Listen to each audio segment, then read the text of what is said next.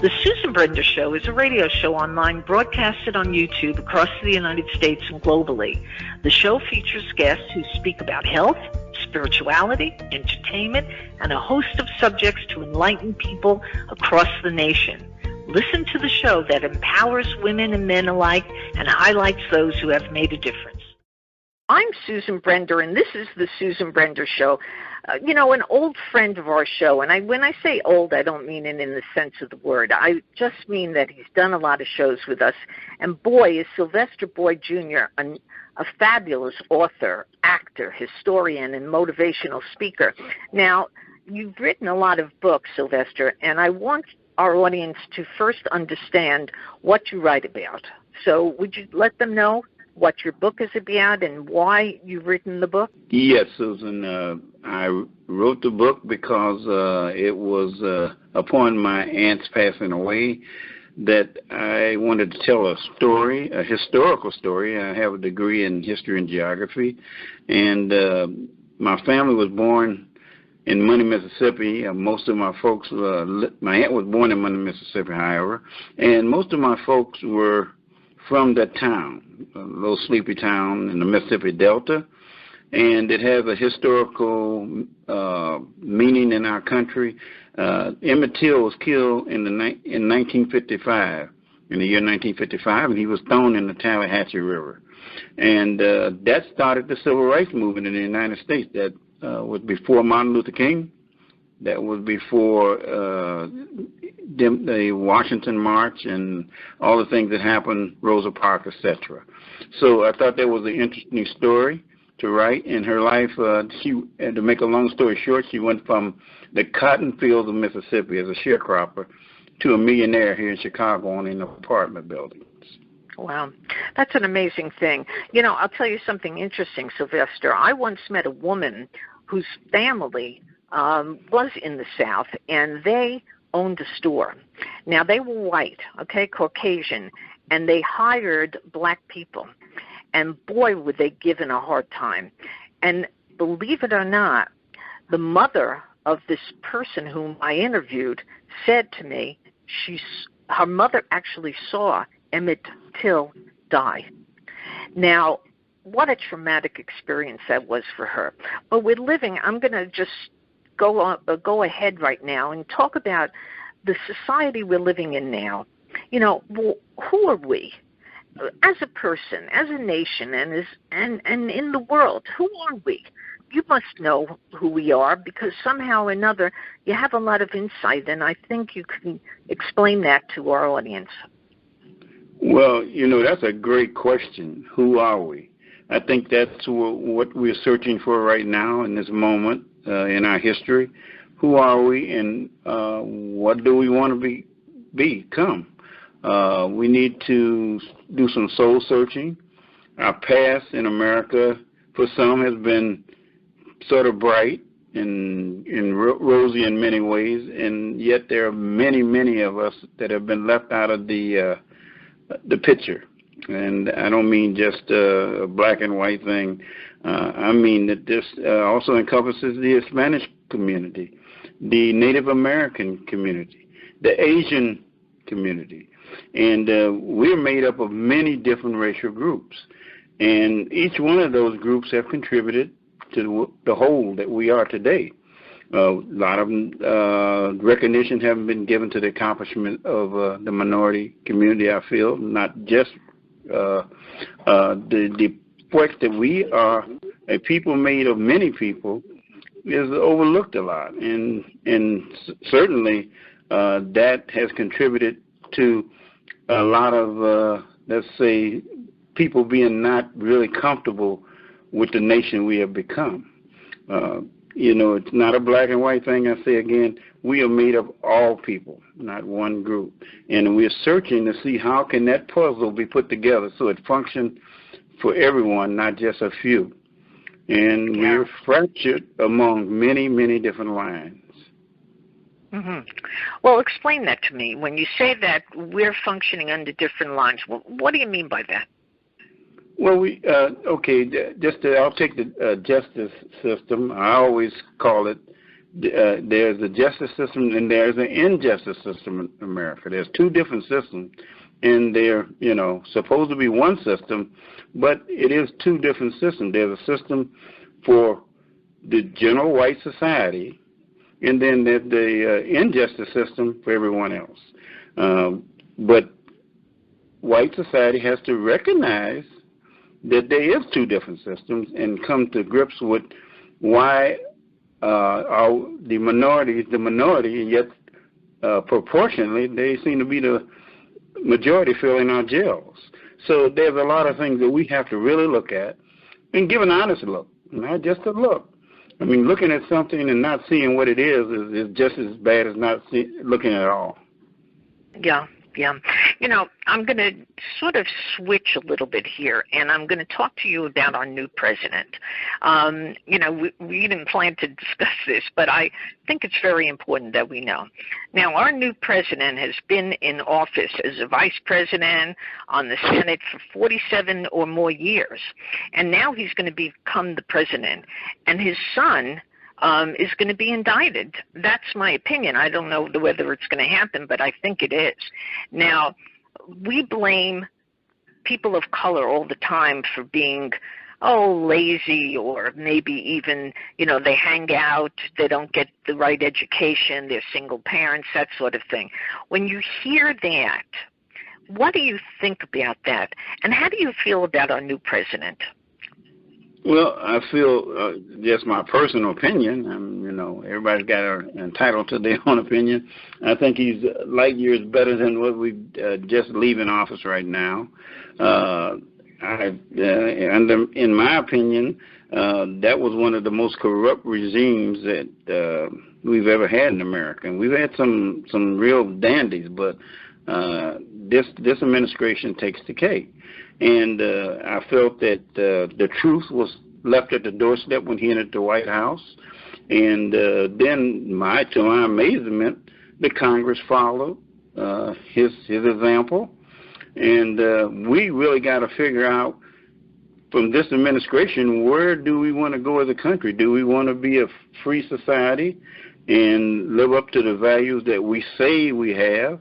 Or are we going to be something other than that, a dictatorship or some other form of government that is not what we say we are? So, we have at the doorstep, I think, one man, and here again, one man, just like Adolf Hitler was one man. You go back in history, there's been all through history where people have taken the wrong leader and put them in place, and that leader can lead you off a cliff. I think societies have to be vigilant about who they let lead them.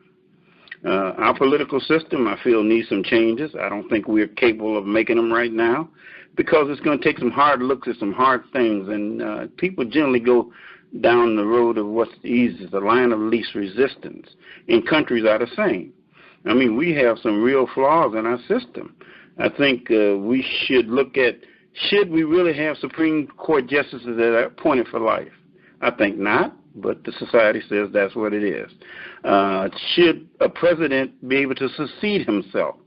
Once, whether it's a 4-year term or an 8-year term, my opinion, he should not be able to succeed himself. He's had his time in office, move on. So there's a lot of things that we need to really take hard looks at, and how we look at them will tell where we go. I mean, we don't have to look at them, but the consequences can be very dire. We got a pandemic going on in this country right now, and it wasn't handled properly. I feel a lot of people are not with us today because we had the wrong leadership, and we politicized a disease which doesn't care whether what race you are, what religion you are, where you came from, how much money you have, but we politicized that. And to me, that has been the shocker of all shockers, that we would take in something as simple as a face mask and politicize that. What does that say about us as a people? Mm-hmm. That's a great question. In fact, Sylvester, there have been people who said that the media has been in control of all this situation, and they're the ones who give the information to the whole society. And society, do they listen? Do they care? What do you think? I mean, you seem to care, but do others care? I mean, we're living in a hard time now. It's a very difficult time. People are out of business.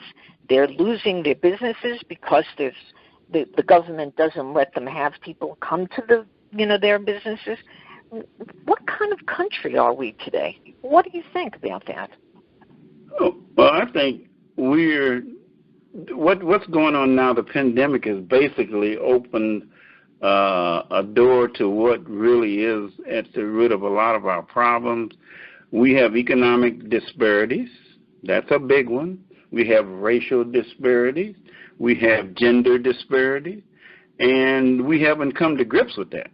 And now how long it'll take us to really, or what'll make us come to grip with it, because I figure everything has a time to run.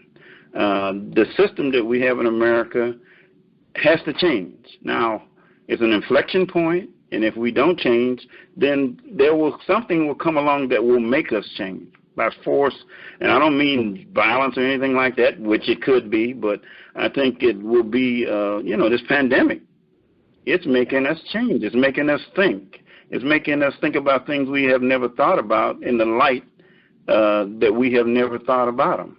So these are the kinds of things I think that will make the country in a way better if we take the right path, or we'll tear ourselves to cinder.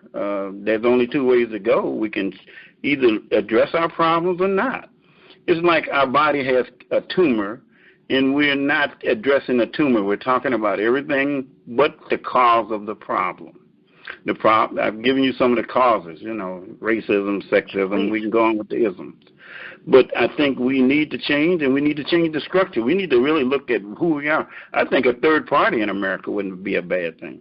Two-party systems, one party's after the other all the time. Hey, we need to negotiate with the third party to see whether we can get the vote over here, get the vote over there. And it'll make it better in the long run, but I don't think we are ready to do that. There's a lot of structural changes. We are structurally dealing with something out of 1776, and I don't think Benjamin Franklin or Abraham Lincoln ever saw an automobile or television. So we're not changing. We're keeping the same thing. Who says that the Supreme Court justice should be in office for life?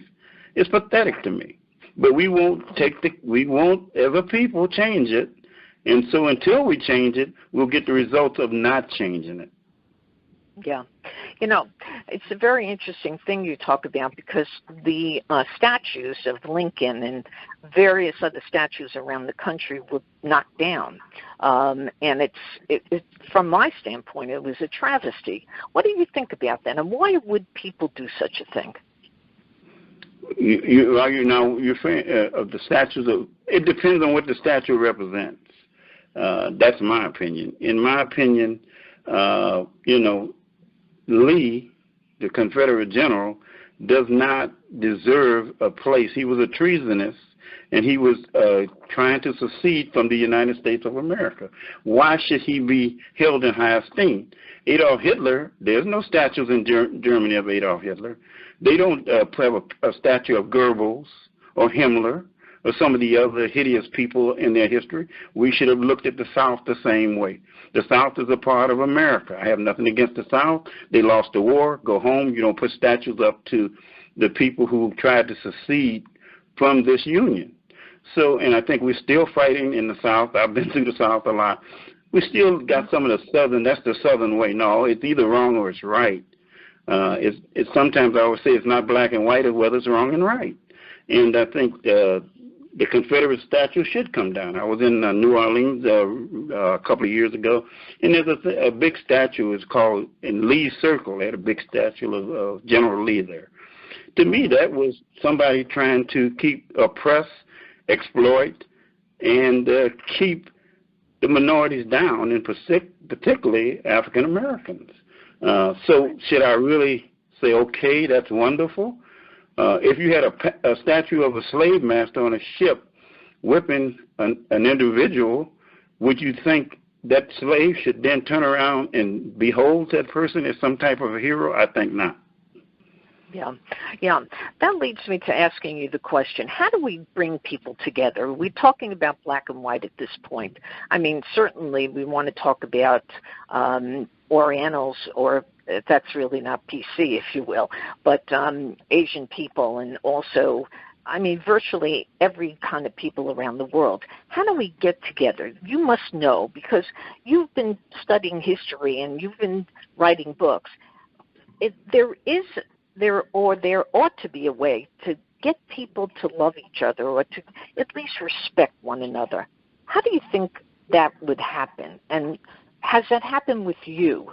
Because you've really gone a long way, and you've written books, and you ask questions, and you interview people, and you're an interesting person, Sylvester. So give our audience a sense of what you would do. Let's make you a senator. Let's make you a president. How would you change the way that society is drawn apart from one another at this moment? Well, don't make me the president, because I don't want the headaches. Basically, I think our systems, once I say they have to change, but individually, we have to change on an individual basis. We have to reach beyond our comfort zone as an individual. I have friends who are Hispanic. I've had in my past, I used to live at 22nd Estate, which is Chinatown here in Chicago, and I had Asian friends. I've had friends from almost all. I went to high school with a great group, and I will say this, a great group of kids, and they were predominantly white, and I enjoyed my 4 years of high school tremendously. So it's not, racism is a concept of someone's mind. If I think I'm better than you, or I think I can exploit you for something, that is where racism comes from. You don't look the same as me, so I'll take an advantage of you. That's a construct of a mind. That doesn't mean the person that you're exploiting or taking advantage of is any less than you. It just means that you may have the advantage militarily over that person. You may have that advantage financially over that person. So what we've done in this country is taken and made something that shouldn't be, and I say emphatically, shouldn't be based on the skin color of a person, no more the gender of a person, no more the financial circumstances of a person, and then take that and make it something to say that person is less than. No one is less than. No one is more than. We are all human beings, and we all have the same, and I think I mentioned this on your program before, we all are born, we all live, we all die. There's not one human being on this planet that will get past that set of circumstances. And since you're on the planet, you've already committed to one of them. You've already been born. So now you got to live and die. And it's pretty simple. But we have taken something that is very simple and made it very complex. And because, number one, it's advantageous to one group to have the labors of another group that is not fully compensated. It is advantageous to one group to be able to be a little freer than the next group, taking a little of that other. Because when you take a person's freedom away from any of his freedoms or their freedoms, you really at that point are borrowing from someone else. Yeah. Because if I can't ride on the front of the bus, I should be able to. So you have just infringed on my freedom and taken some of my freedom to make maybe you have 2 seats now in the front of the bus. It's that simple. You can't say that we haven't had strides in the situation that we're dealing with now in terms of the black and white situation, or, of course, accepting and respecting every other religion, every other ethnicity, and I want to realize, or I want you to tell me, if you were a teacher, I mean, you've explained a lot already, but if you were a teacher working with teens, what would you say to them that would make them feel that they're respected or that people can get together? What would you tell them? Well, yeah, I don't know if you remember, but I have been a teacher, And I was a substitute teacher for 5 years here in the Chicago public school system in one of the most depressed and underprivileged areas of the city, gang-infested, drug-infested. So I have had the experience of being that teacher that you talk about. And by being a substitute, I had no permanent classroom, and so I got a chance to get a good view of school to school, neighborhood to neighborhood. What I told the kids that they are somebody. And one of my favorite subjects, and one that I majored in, was geography.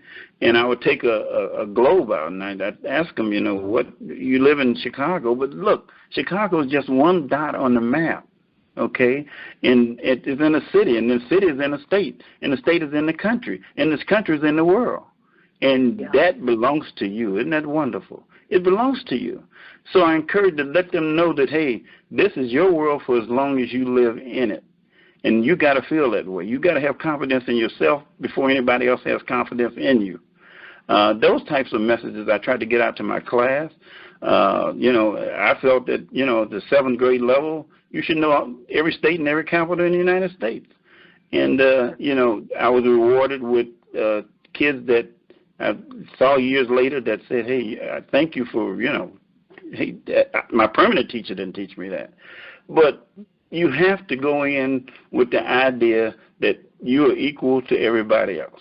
And that I tried to stress. There's no one superior. That's my whole thing. There's no, I don't care where you come from or what you got. But now it's up to you to show the world who you are. It's inside of you. No one can give it to you. You have to show the world who you are. Yeah. You always say that you must pick leaders who lead us in the right direction morally. What do you mean by that? Because morally, ethically, there are teachers or leaders who are morally interested in giving people information, the right information, not hypocritical kinds of things. So pick leaders. Give me a leader. I'll give you my leader. And I loved Gandhi. And the reason that I love Gandhi is he was for peace. And look what's happening around the country right now. People are out, they're stealing, they're doing lots of horrible things in cities all over the world. But look at Gandhi. He gave you the sense of what it would be like to live in a world where there was peace and people loved each other. What do you think about him? I like Mahatma Gandhi. That's where the nonviolent resistance came from. I've studied him in college. But my leader would be, might be kind of difficult to think who my leader would be, but I've always loved FDR, President Franklin Delano Roosevelt. His leadership was tremendous. He was had some paralysis, some polio. He led the country through World War II. He established Social Security programs. He had a moral compass that I think that was just tremendous. I think he started the Civilian Conservation Corps to help with the economic condition. He showed tremendous leadership throughout his terms, and he was the only president that was elected to 3 terms in America. So, and also his wife, she was tremendous. She was a very just woman. She had a moral compass on the right. During World War II, she visited on the front lines a lot of the soldiers that were injured. She actually helped the society get over the thing that black men couldn't fly airplanes, and she was a big supporter of the Tuskegee Airmen. So when you read history, you get a sense of what's morally right. My grandmother used to always say, you can't get right from wrong, and you won't get wrong from right. It don't happen. If I'm doing something right, it will never be wrong. And if I'm doing it wrong, it will never be right. So those are the kind of morals. Morals are morals. I mean, if I lie, I'm telling a lie. It's simple as that. Yeah. Now, people, you see, the media can say whatever they want to say. I know a lie when I see it. It's simple as that. And the society has to be educated enough. And this is where we go back to education. You have to be educated to know a lie when you see a lie. And you have to also be able to be sophisticated enough to pick the leaders who are morally right, who do follow the rules. We've just had a leader that he didn't follow the rules. No way. And how can 9 million people support that, 90 million or whatever it was, support a person that would take untruth and try to turn it true, or who is never wrong and is always right? We always make mistakes. There's no one on earth that don't make mistakes. That's why they had erasers on pencils. So, we have to be, as a society, astute enough, educated enough to pick just leaders. If someone said in history, I forget one leader it was, people get the government that they deserve. If you're not educated and you don't take the time to get your education, if you're not a person that looks at moral, and I don't mean just a PhD in school, I mean educate yourself. You can read a paper. It's not always the certificate. And if you go around thinking that you're better than someone else, then that's where the problem starts.